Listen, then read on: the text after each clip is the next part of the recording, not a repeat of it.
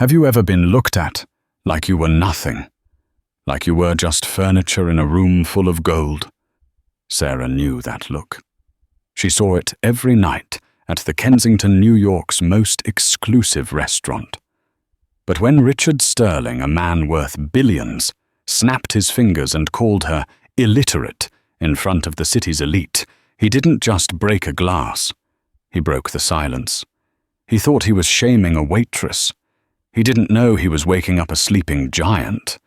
What happened next wasn't just a comeback. It was a masterclass in dignity delivered in 5 different languages that silenced the room and changed 2 lives forever. This is the story of the waitress who roared. The air inside the Kensington always smelled the same truffle oil, expensive cologne, and fear. It was a specific kind of fear, the anxiety of the staff, who knew that one wrong step, one slightly lukewarm soup, or one mispronounced vintage could cost them a week's wages. For Sarah Jenkins, that fear was a constant hum in the back of her mind, like a fluorescent light buzzing in an empty room. Sarah adjusted her apron, her fingers brushing against the fabric that felt more like a costume than a uniform. She was 26, but tonight, with her hair pulled back into a severe bun and the dark circles under her eyes concealed with cheap concealer, she felt 50. "Table 4 needs a refill on the sparkly Sarah. Move it," hissed Gerard, the floor manager. Gerard was a small man with a Napoleonic complex and a mustache that seemed to quiver whenever he smelled a tip. "And for God's sake, smile. You look like you're attending a funeral." "Yes, Gerard," Sarah said, her voice soft. She forced the corners of her mouth up. It didn't reach her eyes. If Gerard knew the truth, he wouldn't care.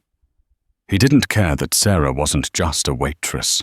He didn't know that 3 years ago, she was a doctoral candidate at Columbia, studying comparative linguistics on a full ride. He didn't know that she could deconstruct the etymology of the word manager back to its Latin roots, manus, meaning hand. Something Gerard was too free with in her sleep. He certainly didn't know about the medical bills, the mountain of debt left behind after her mother's stroke, the way the PhD program had to be paused, then abandoned, as the cost of keeping a human being alive in America swallowed every dream she had. Now Sarah wasn't a scholar. She was a pair of hands, a tray carrier, an unskilled laborer. Tonight was supposed to be busy. It was the night of the Meridian Gala after party. The city's sharks were circling. "He's here," a busboy whispered, rushing past Sarah with a tray of empty glasses. "The wolf is here." The temperature in the room seemed to drop. The chatter at the tables died down, replaced by the hushed, reverent murmurs reserved for apex predators. Walking through the double mahogany doors was Richard Sterling. He didn't walk. He glided, parting the sea of diners like a modern-day Moses in a bespoke Bryony suit. Richard Sterling was the CEO of Sterling Media, a conglomerate that owned half the news stations in the country. He was known for 2 things: his ruthlessness in the boardroom and his absolute intolerance for incompetence. He was 55, silver-haired, handsome in a terrifying way, and had a reputation for firing assistants because their coffee was 2 degrees too cool. He was accompanied by a woman who looked like she had been generated by an AI, prompted with the word supermodel, and 2 men in suits who looked nervous.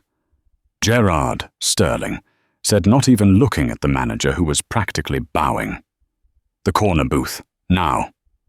"Of course, Mr. Sterling, right away. We kept it open for you." Gerard snapped his fingers at Sarah. "You, take table 1, Mr. Sterling's table, and Sarah," he grabbed her arm, his grip tight. "Do not mess this up. If he frowns, you're fired. If he sighs, you're fired. If he has to ask for water, say I will personally throw you out the back door." Sarah pulled her arm away. "I've got it, Gerard." She took a deep breath. Just a job, she told herself. Just pour the wine. Take the order, disappear. She approached the table. Sterling was already deep in conversation with one of the nervous men. "I don't care about the optics, David. I care about the bottom line. Liquidate the asset. Fire the staff. Sell the building. It's simple math." "But, sir," the man David stammered, "that's 300 jobs. The union will—" "The union is a paper tiger," Sterling cut in his voice like grinding stones. "Do it by Monday." Sarah felt a chill. She stepped forward, placing the water glasses down with the precision of a surgeon. "Good evening, Mr. Sterling. Welcome to the Kensington. My name is Sarah, and I'll be taking care of you tonight." Sterling didn't look up. He waved a hand dismissively, as if swatting away a fly. "Sparkling. Bottle of the 82 Latour, and don't interrupt." "Certainly, sir." Sarah retreated. She went to the sommelier station, her heart pounding. The 82 Chateau Latour, $5,000 a bottle. She retrieved it, checking the label, checking the cork. She returned to the table. The mood had shifted. Sterling looked agitated. He was looking at the menu, frowning. "This menu," Sterling muttered, tossing it onto the table. "It's pretentious garbage. Who writes this deconstructed pot-au-feu with an essence of rustic nostalgia? Just call it beef stew." The woman next to him giggled. "Oh, Richard, behave." Sarah stepped in to pour the wine. She presented the bottle. "Chateau Latour, 1982, sir." Sterling ignored the label. "Pour." She poured a small amount for him to taste. He swirled it, took a sip and grimaced. He looked at Sarah for the first time. His eyes were ice blue, piercing, and entirely devoid of warmth. "It's corked," he said. Sarah froze. She knew wine. She had smelled the cork. She had caught the aroma as she poured. It wasn't corked. It was perfect. It just needed to breathe. "Sir," Sarah said gently, "I opened it moments ago. Perhaps if you let it aerate for just a moment, the tannins will—" "Are you arguing with me?" Sterling's voice wasn't loud, which made it scarier. It was a quiet, deadly monotone. "No, sir. I said it's corked. Take it away. Bring another." $5,000 down the drain because he was in a bad mood. But Sarah nodded. "Of course." She took the bottle away. Gerard was watching from the sidelines, sweating. She returned with a second bottle, the last one in the cellar. She opened it. She poured. Sterling tasted it. "Better," he grunted. He didn't say thank you. He turned back to his guests. "So as I was saying, the European merger is stalled. The French are impossible. Their labor laws are a joke, and their negotiators. They refuse to speak English half the time just to be difficult. It's arrogance, pure and simple." "Well," the woman said, "maybe we should hire a better translator. Translators are useless." Sterling scoffed loud enough for the neighboring tables to hear. "They lack nuance. You need to look a man in the eye to know if he's lying. But these Europeans, they hide behind their languages like shields. It's cowardly." Sarah was placing the appetizers on the table, delicate scallops, on a bed of puree. As she leaned in to place the dish in front of Sterling, David, the nervous man, gestured wildly with his hand, knocking into Sarah's arm. It happened in slow motion. The plate tilted. A single small dollop of scallop puree slid off the edge and landed on the sleeve of Richard Sterling's $5,000 suit. The restaurant went silent. Sarah gasped. She grabbed a cloth instantly. "Oh my God! Sir, I am so sorry." Let me— Sterling stood up so abruptly. His chair screeched against the floor. He looked at the spot on his sleeve, then at Sarah. His face turned a shade of red that clashed with the wine. "Don't touch me," he roared. Sarah recoiled, clutching the cloth. "Sir, it was an accident. The gentleman's arm." "I don't care whose arm it was," Sterling shouted. "He wasn't the cool, collected CEO anymore. He was a bully finding a target. You clumsy, incompetent idiot. Do you know how much this suit costs? It costs more than you make in a year. I will pay for the cleaning, sir. Please, cleaning." "You think this can be cleaned?" He laughed, a cruel barking sound. He looked around the room, inviting everyone to join in his outrage. "This is exactly what I'm talking about. The decline of standards. We let anyone in these places now." Gerard was rushing over, looking like he was about to faint. "Mr. Sterling, I am horrified." "She is finished. She is out." "Quiet, Gerard," Sterling snapped. He turned his full attention back to Sarah. He leaned in close, invading her personal space. "Look at you," he sneered. "Shaking. Pathetic. You're not just clumsy, are you? You're dim. I can see it in your eyes. Vacant." Sarah bit her lip so hard she tasted blood. "Don't cry," she commanded herself. "Do not give him the satisfaction. I bet you don't even know what you did wrong." Sterling continued, his voice dripping with condescension. "You're just a pair of hands. You probably struggled to read the menu to the customers, didn't you? That's why you're here. Because you have no skills, no education, no value." He picked up the menu from the table and shoved it toward her chest. "Go on," he taunted. "Read the description of the entree. Let's see if you can get through it without stuttering. Or is English too hard for you too?" "Sir, that is unnecessary," Sarah whispered. "Unnecessary?" Sterling laughed. "I'll tell you what's unnecessary. Your presence in a place like this. You are an illiterate, clumsy girl who belongs in a diner flipping burgers, not serving vintage wine to your betters." He turned to his table, dismissing her. "Get her out of my sight, Gerard, and bring me someone who has at least a high school diploma." The insult hung in the air like smoke. Illiterate. Something inside Sarah snapped. It wasn't a violent snap. It wasn't a scream. It was the sound of a heavy door unlocking. The shame that had been burning her cheeks suddenly cooled, replaced by a clarity she hadn't felt since her days in the lecture halls of Columbia. She looked at Gerard, who was pointing aggressively toward the kitchen. She looked at the terrified staff. She looked at the diners who were staring at her with pity. And then she looked at Richard Sterling's back. She didn't move toward the kitchen. She stood up straighter. She placed the dirty cloth on the empty service tray. She took a breath that filled her lungs with the cold, hard steel of resolve. "Mr. Sterling," Sarah said. Her voice wasn't loud, but it was projected, perfectly resonating off the wood-paneled walls. Sterling paused. He turned around slowly, looking incredulous. "Excuse me. Did you just speak?" Sarah met his eyes, and for the first time all night, she smiled. But it wasn't the waitress smile.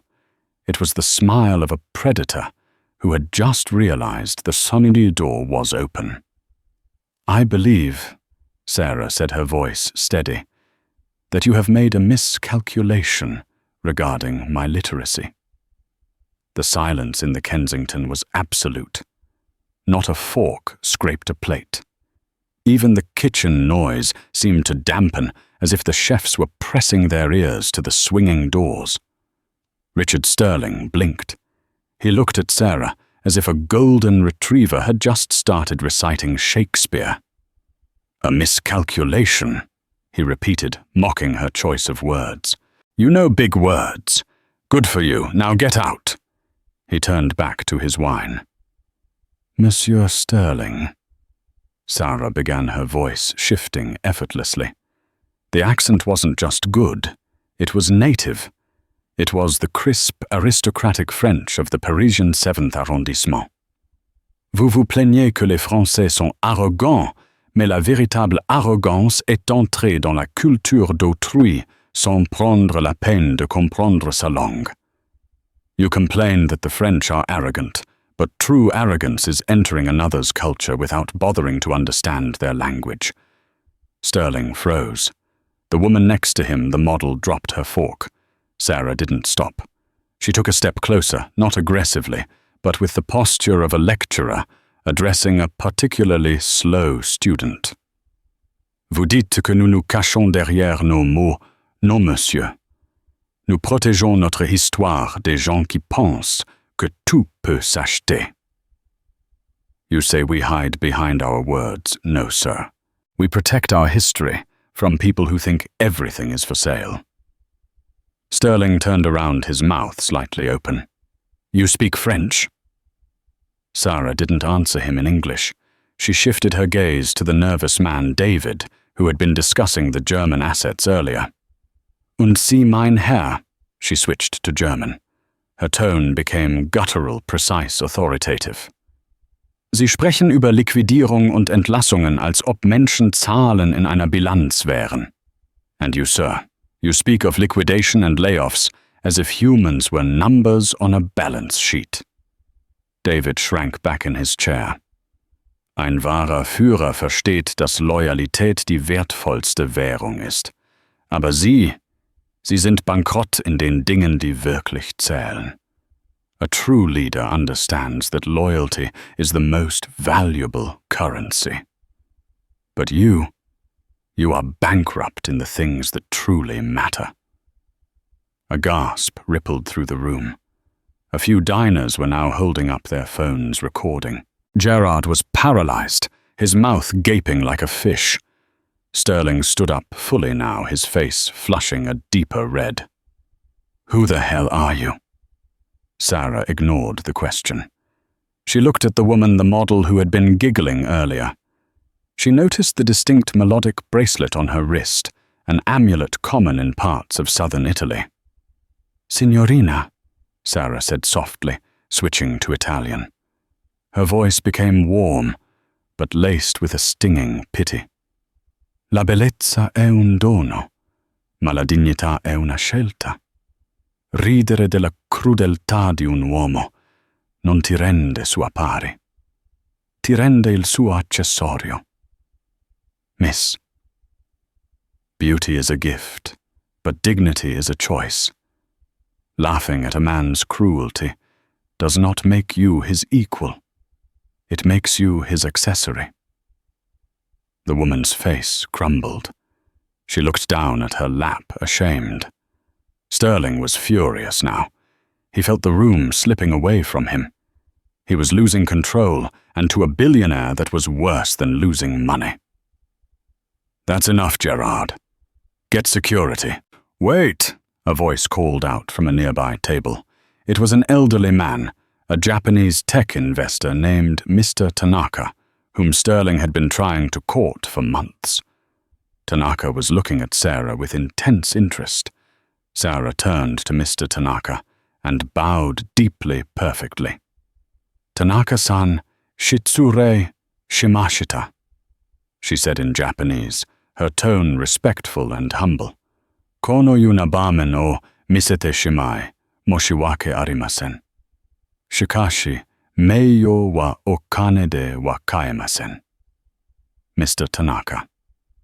I apologize for the rudeness. I am sorry to show you such a scene. But honor cannot be bought with money.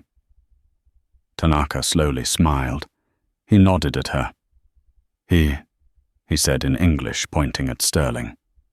He does not understand honor. Sarah turned back to Sterling. The billionaire looked small now. He was surrounded by languages he didn't understand, by a world he couldn't buy. That's 4, Sarah said, returning to English.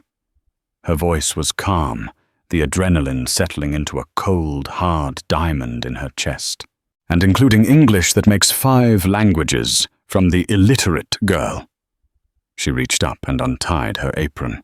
It fell to the floor with a soft thud. My name is Sarah Jenkins. I was a doctoral candidate in comparative linguistics at Columbia University, before life interrupted. I read Ovid in the original Latin for fun. I corrected the grammar on your menu 3 months ago, but management didn't want to pay to reprint it.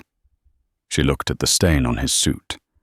And as for your suit, Mr. Sterling, the stain is from a scallop puree based in a white wine reduction. Use club soda and a little lemon juice. It will come right out, unlike the stain on your reputation tonight. She looked at Gerard.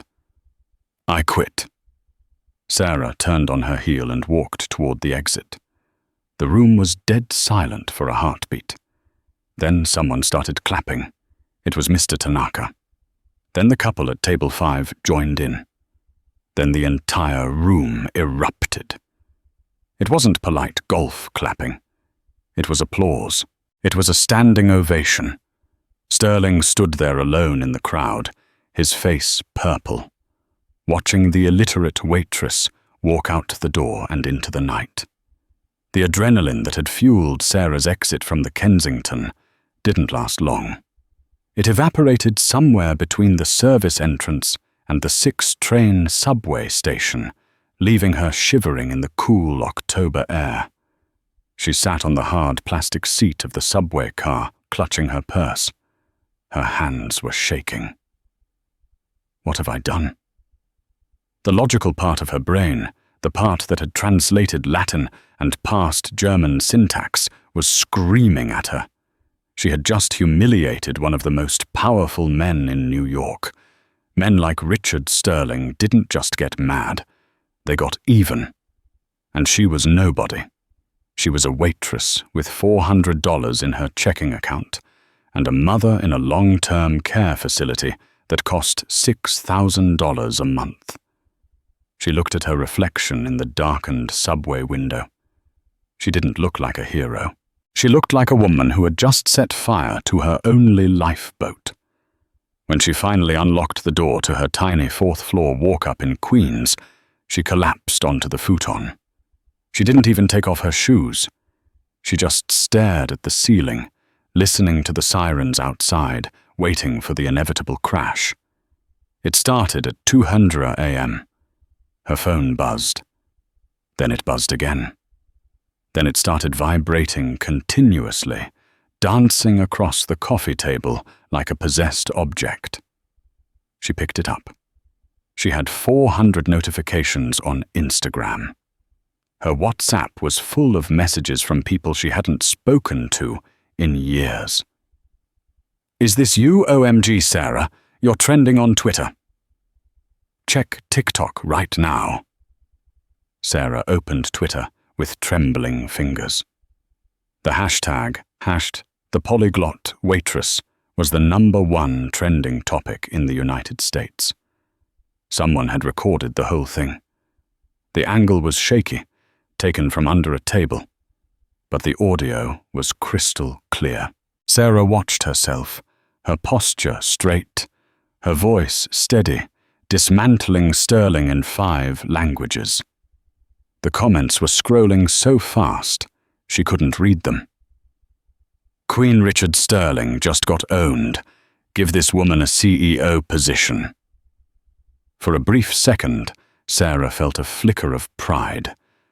But then she scrolled down to a news article that had just been posted by the New York Chronicle, a paper owned by Sterling Media. Headline: Waitress meltdown, drunk staff member harasses philanthropist Richard Sterling at gala after party. The article was vicious. It claimed unnamed sources saw Sarah drinking on the job. It claimed she had been fired from previous jobs for instability. It didn't mention her languages. It called her deranged and aggressive. Sarah threw the phone across the room. The war had begun.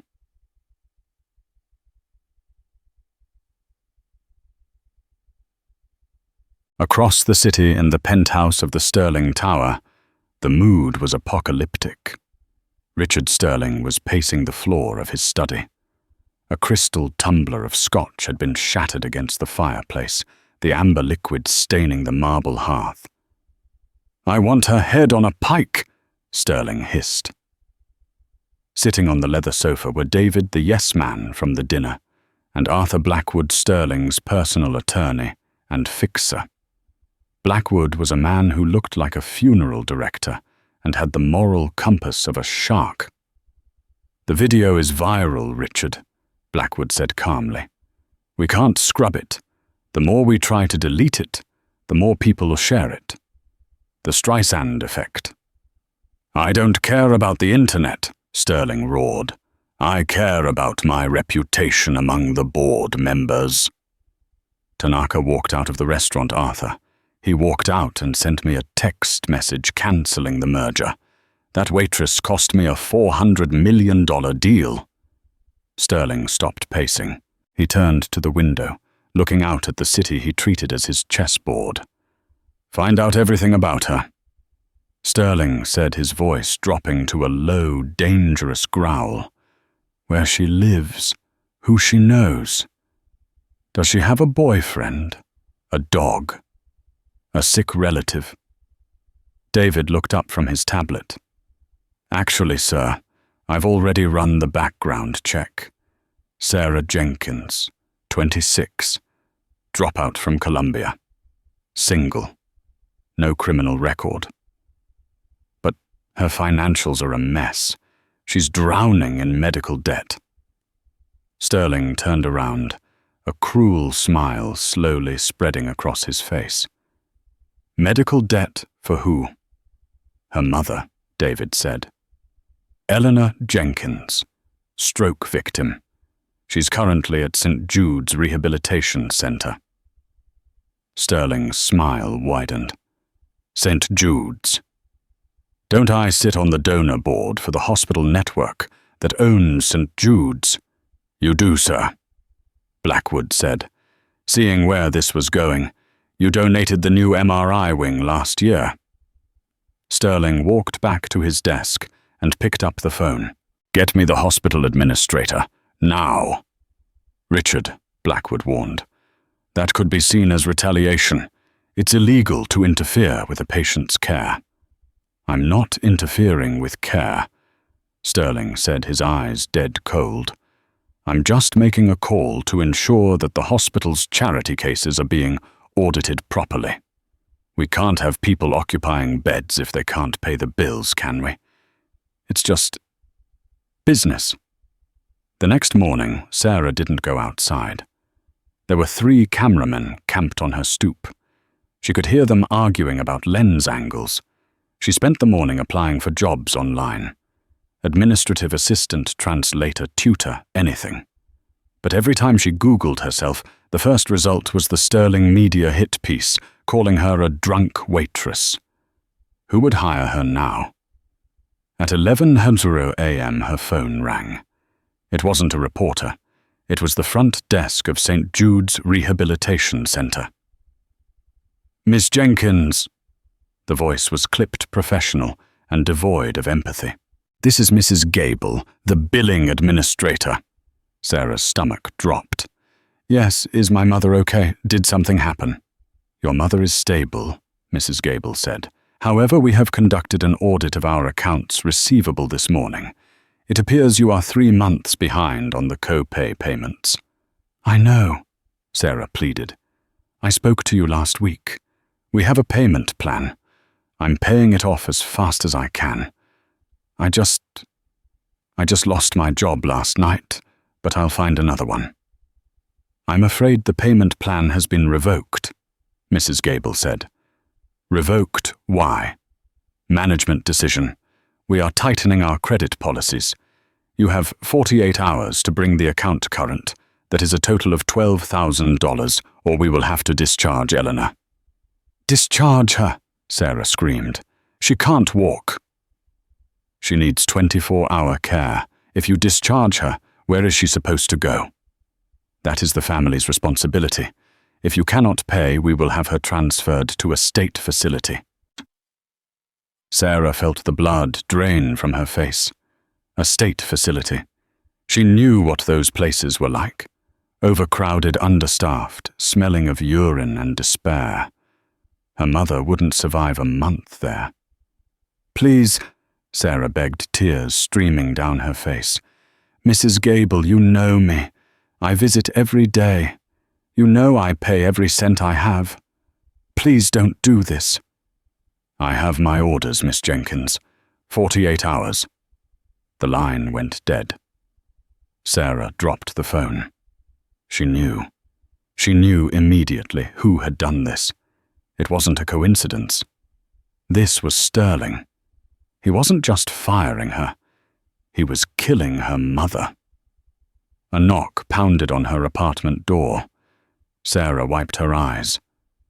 Was it the reporters? She ignored it. The knocking continued louder. "Miss Jenkins' process server. Open up." Sarah walked to the door and opened it a crack. A man in a windbreaker shoved a thick envelope into her chest. "You've been served," he mumbled and walked away. Sarah closed the door and tore open the envelope. It was a lawsuit. Plaintiff: Richard Sterling, defendant. Sarah Jenkins. Cause of action: defamation. Slander, intentional infliction of emotional distress. Damages sought, $5,000. Sarah slid down the door until she hit the floor. She sat there holding the lawsuit in one hand and her phone in the other. $5 million. He might as well have asked for the moon. She was trapped. She had no job. Her mother was being kicked out of the hospital, and she was being sued by a billionaire. She looked at the lawsuit again. It was nonsense. Everything she had said was true. But that didn't matter. In the American legal system, the truth was expensive. Sterling didn't need to win. He just needed to bankrupt her with legal fees before the case even went to trial. She felt a darkness closing in. Maybe she should just apologize. If she went on video, begged for forgiveness, said she was drunk. Maybe he would let her mother stay. She stood up. She had to go to the hospital. She had to see her mum. She put on a hoodie, pulled it low over her face, and went out the fire escape to avoid the press. Getting to St. Jude's took an hour. Sarah snuck in through the delivery entrance. When she reached room 304, she stopped. Her mother, Eleanor, was sitting up in bed, looking out the window. She was frail, her hair thin and white, but her eyes, the same blue as Sarah's, were sharp. "Sarah." Eleanor turned slowly.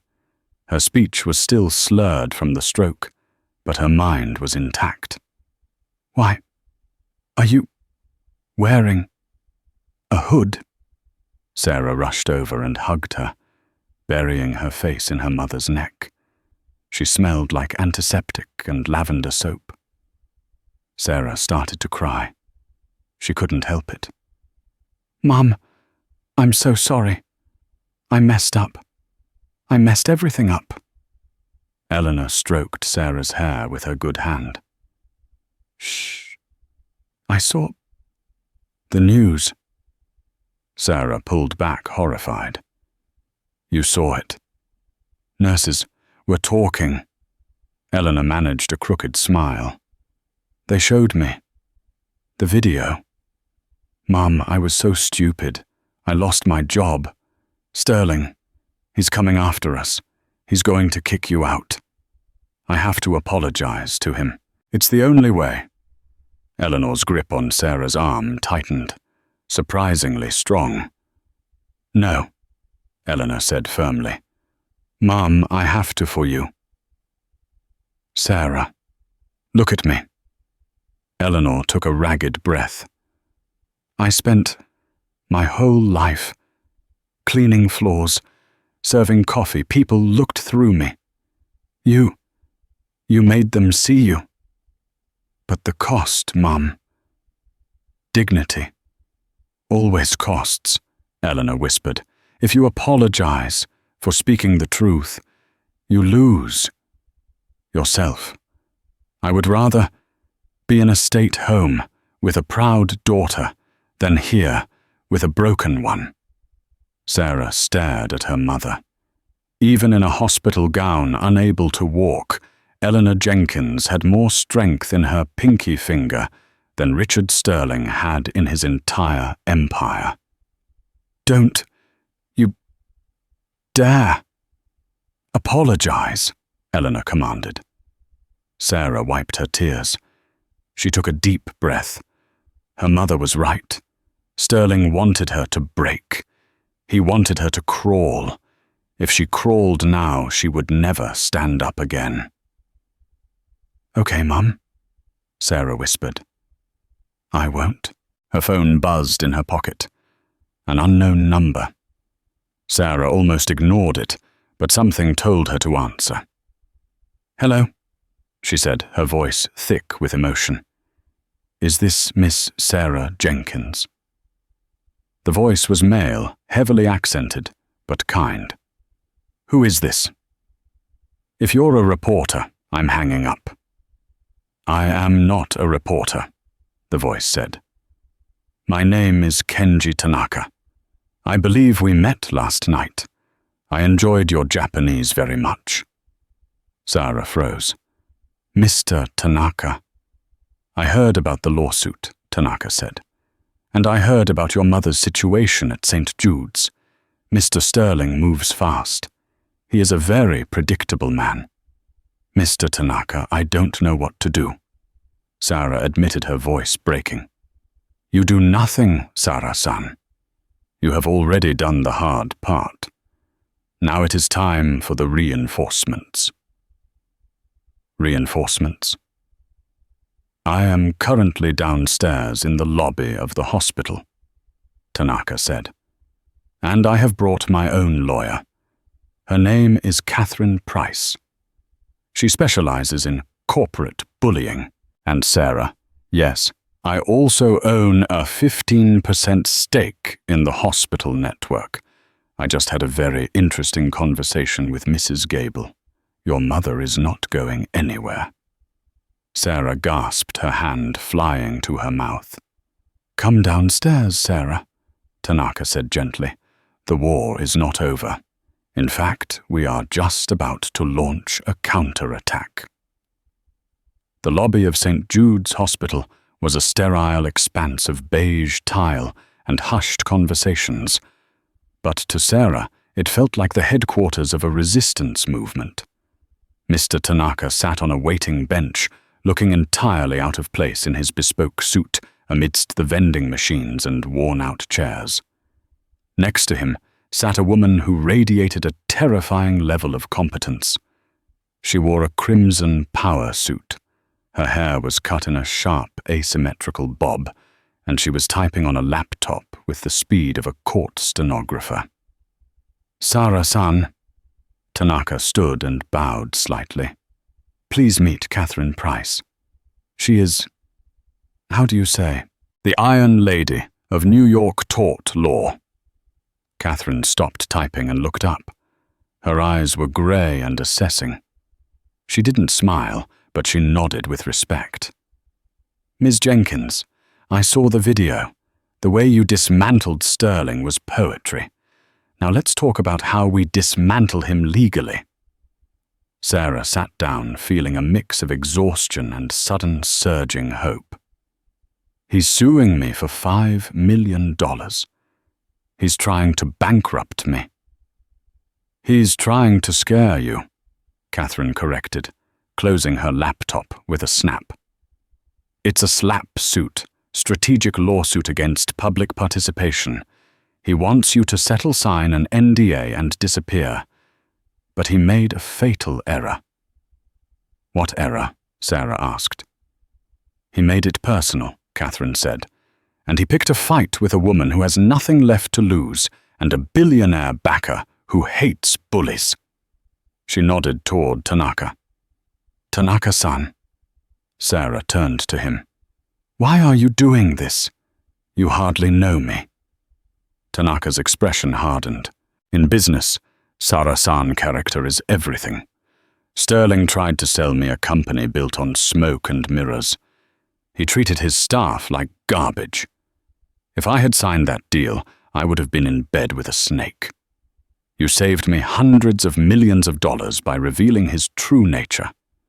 Paying your mother's medical bills and your legal fees is a bargain by comparison. Now, Catherine interjected, pulling out a legal pad. Here is the game plan. We don't just defend, we attack.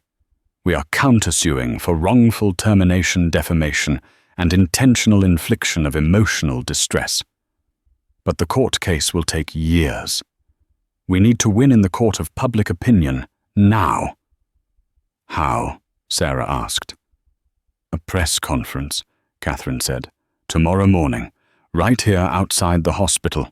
Sterling painted you as a drunk, unstable waitress. We are going to show the world Sarah Jenkins, the brilliant linguist who is caring for her dying mother. The next morning, the sidewalk outside St. Jude's was a zoo. News vans were double-parked. Microphones were shoved together like a bouquet of robotic flowers. Sarah stood at the podium. She wore a simple navy blazer Catherine had brought her. She looked tired, but she didn't look broken. My name is Sarah Jenkins. She began, her voice trembling slightly before finding its rhythm. 2 nights ago, Richard Sterling called me illiterate. He said I was unskilled. He judged me based on my apron. She looked directly into the camera lens. Mr. Sterling, you think dignity is something you can buy. You think because you have billions, you can treat people like furniture. But you forgot one thing. The people who serve your food, who clean your offices, who drive your cars. We see everything, and we hear everything. She paused. I am not hiding. I am not apologizing. And I am not going away. The clip aired on every major network. By noon, the narrative had flipped. The hashtag, #IStandWithSarah, replaced the gossip. A GoFundMe for her mother's care, which Sarah hadn't even started, popped up and hit $100,000 in 4 hours. But Richard Sterling wasn't defeated. He was enraged. Inside Sterling Media, the atmosphere was toxic. Sterling was throwing objects. He fired his PR team. He fired the head of HR. And then he turned his sights on the weak link. David, the nervous executive from the dinner, was summoned to Sterling's office. You, Sterling growled, pointing a finger at David's chest. You looked guilty at that dinner. You were sweating. People are analyzing the video, David. They're saying you look like a man with secrets. Sir, You're fired, Sterling said. Effective immediately. And if you talk to anyone, I will bury you. I will make sure you never work in finance again. I'm pinning the liquidation comments on you. It was your idea. Rogue employee. Got it. David stood there, his face pale. He had served Sterling for 10 years. He had buried bodies metaphorically for this man. You're blaming me? David whispered. Get out, Sterling said, turning his back. David walked out of the office, but he didn't go to the elevator. He went to the server room. He plugged in a USB drive, and he began to download. 3 days later, Sarah was sitting in Catherine Price's office, buried in paperwork for the lawsuit. The initial excitement had faded, replaced by the grinding reality of litigation.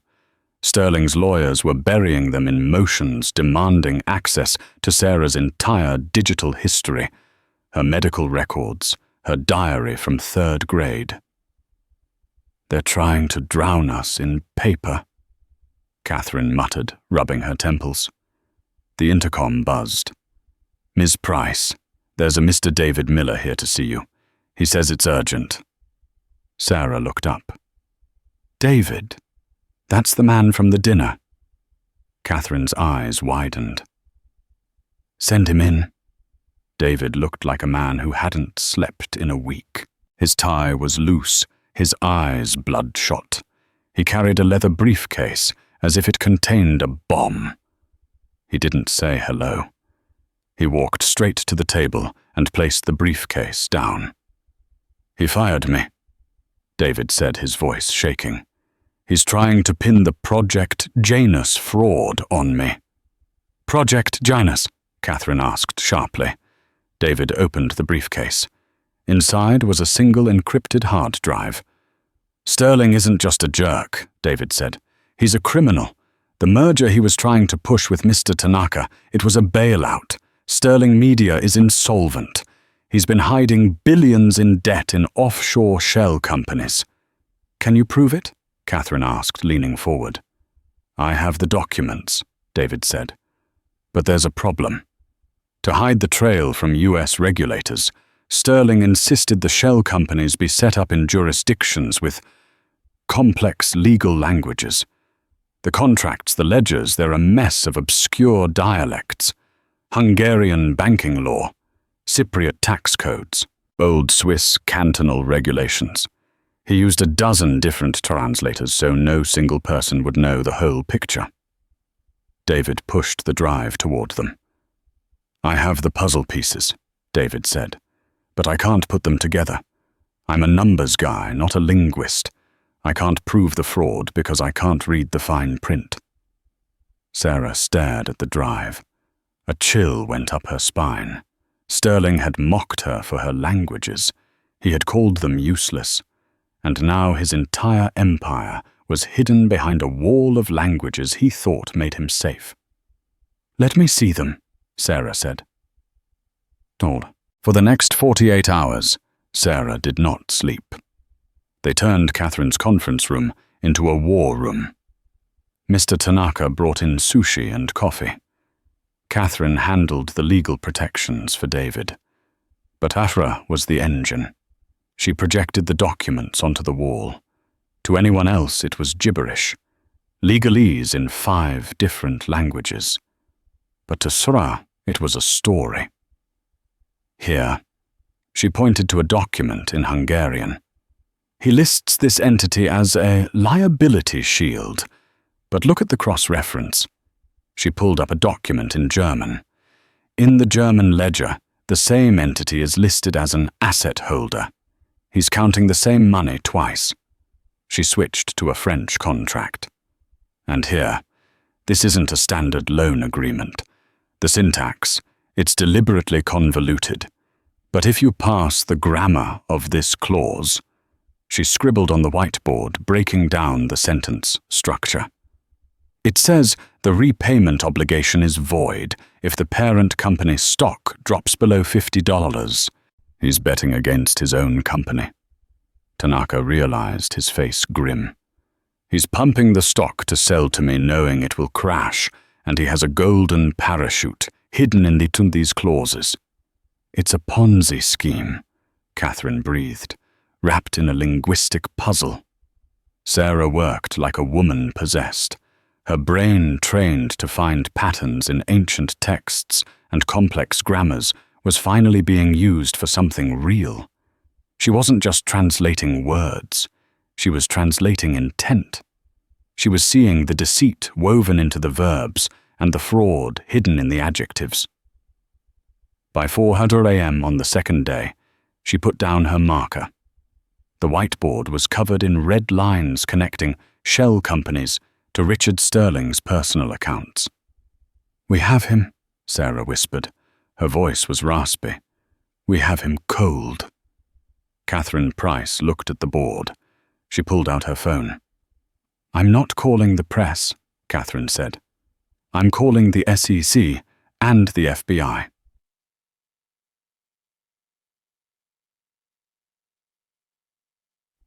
The showdown. The next day, Richard Sterling sat in a deposition room in a high-rise in Midtown. He looked bored. He checked his watch. "Are we done?" Sterling sneered at Catherine. "This is a waste of my time. My lawyers will crush you." "We have a few more questions," Catherine said, smiling a smile that didn't reach her eyes. "Actually, my client has a question." Sterling laughed. "The waitress." "She has a question for me." Sarah sat across from him. She wasn't wearing an apron. She was wearing a suit. She looked him in the eye. "Mr. Sterling," Sarah said, "do you speak Hungarian?" Sterling frowned. "What, no?" "Do you speak Cypriot Greek?" "No." "Stop this nonsense." "That's unfortunate," Sarah said, sad. She slid a piece of paper across the table. It was a printout of a bank transfer, translated by Sarah, verified by the FBI. "Because if you did," Sarah continued, "you would know that the consulting fee you paid to Janus Holdings in Budapest is legally defined in this contract as a personal dividend, which means you embezzled $40 million from your shareholders last Tuesday." Sterling went pale. He grabbed the paper. "Where did you get this? And this?" Sarah slid another paper. "The German liquidation order.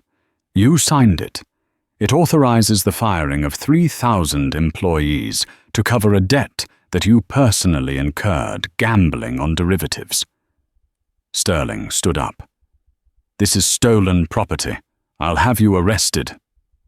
The door to the deposition room opened. But it wasn't Sterling's security.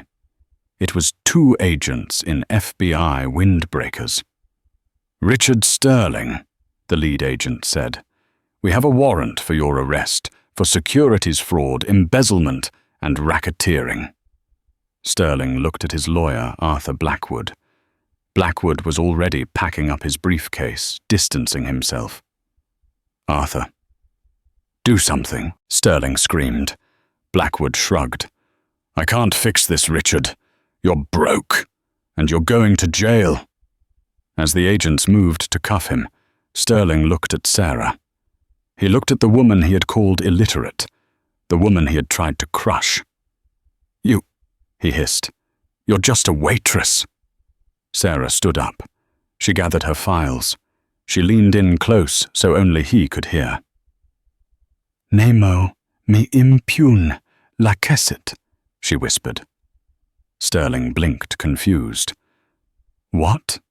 "It's Latin," Sarah said, smiling the same smile she had that night at the restaurant. "It means no one attacks me with impunity." She turned to the agents. "Take him away." The fall of Richard Sterling wasn't a slide. It was a cliff dive. The footage of him being led out of the deposition in handcuffs was played on a loop on every news screen in Times Square. It was the image of the decade the untouchable titan stripped of his expensive suit jacket, looking small and terrified, flanked by federal agents. But for Sarah, the real victory wasn't watching him fall. It was watching her life rise from the ashes. 2 weeks after the arrest, Sarah sat in a quiet, sunlit office in Manhattan. It wasn't a law firm. It was the headquarters of the SEC Securities and Exchange Commission. Across from her sat a senior investigator. He pushed a check across the desk. "Ms. Jenkins," he said, "the Dodd-Frank Act has a specific provision for whistleblowers. By helping us uncover the Project Janus fraud, you helped the government recover over $300 million in hidden assets." Sarah looked at the check. She blinked. She counted the zeros. $10,000 and $1,000. This is a mistake," Sarah whispered. "I just translated some documents."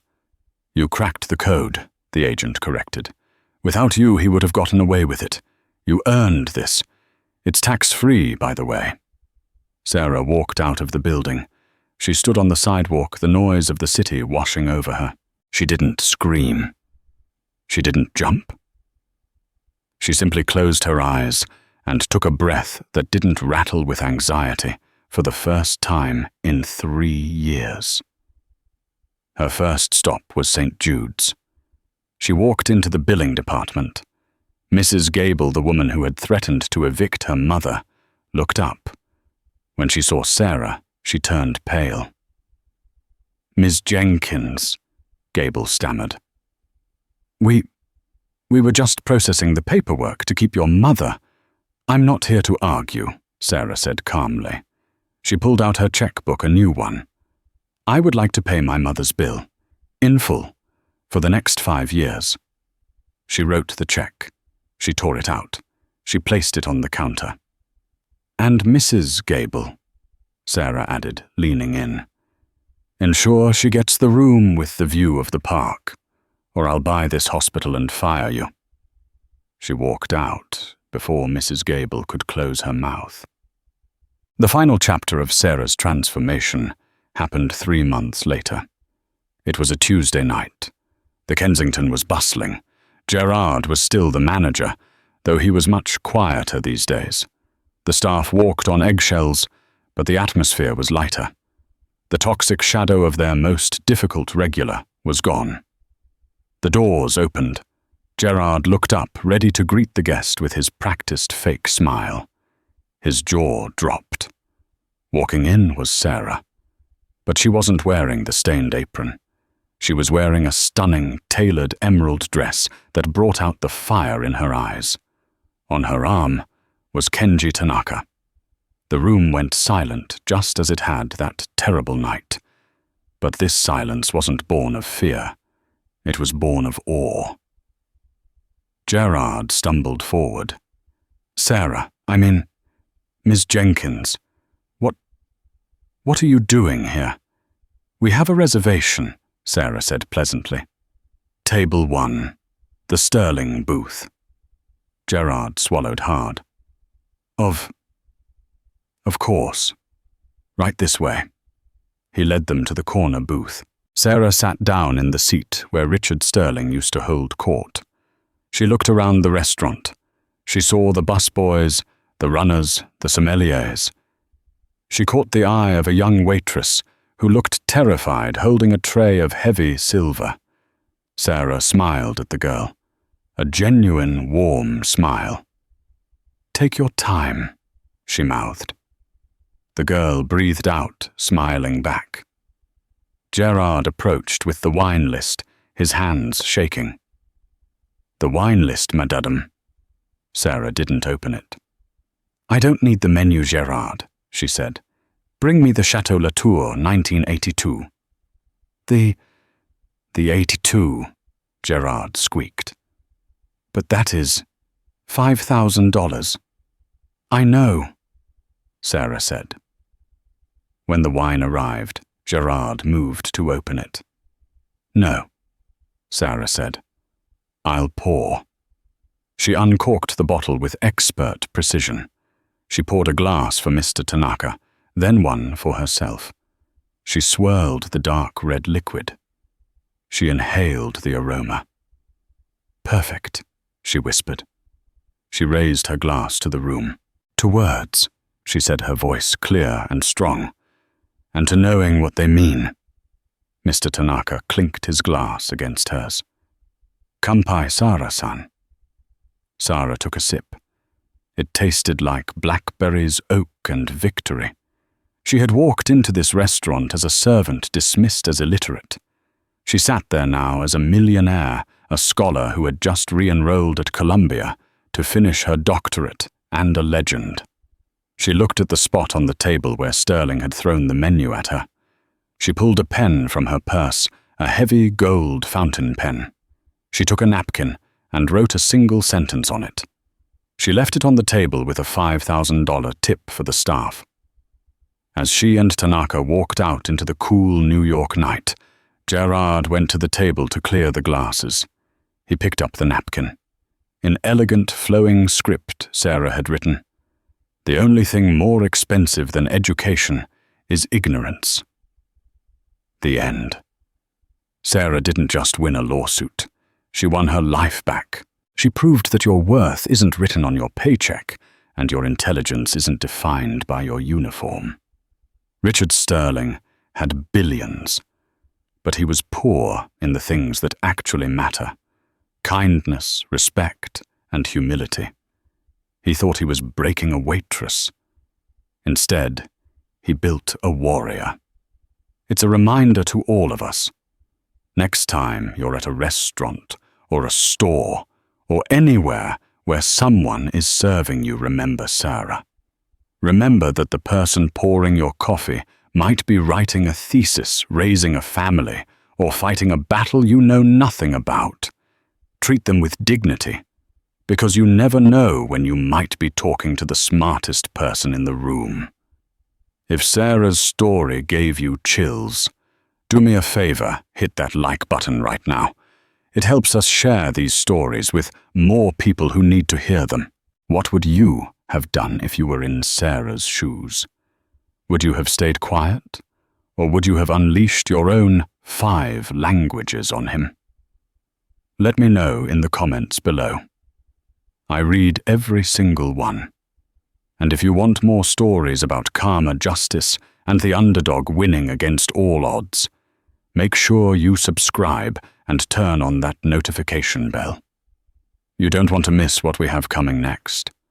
Thanks for watching, and remember, be kind. It costs nothing, but it means everything.